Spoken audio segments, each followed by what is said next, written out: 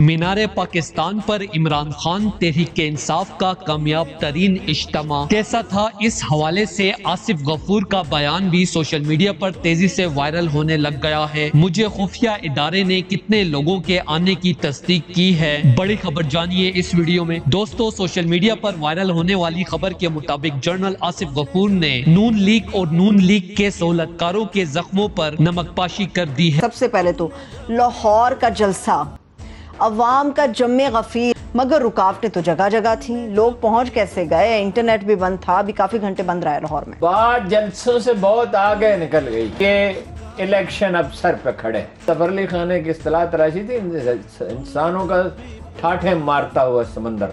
उठ ऐ इंसानों के समंदर उठ, है जिसकी वजह से मरियम नवाज फैज हमीद की तरह जनरल आसिफ गफूर पर भी चढ़ दौड़ी। जनरल आसिफ गफूर ने सोशल मीडिया पर इमरान खान के जलसे के मनाजर शेयर करते हुए कहा कि मीनार पाकिस्तान पर होने वाले अब तक के तमाम जलसों के बहादुर लीडर इमरान खान ने तमाम रिकॉर्ड तोड़ दिए हैं, जिस पर मरियम नवाज को आसिफ गफूर का ये बयान इतना नागवार गुजरा कि उन्होंने उल्टा आसिफ गफूर को ही जनरल फैज हमीद की तरह आड़े हाथों ले लिया।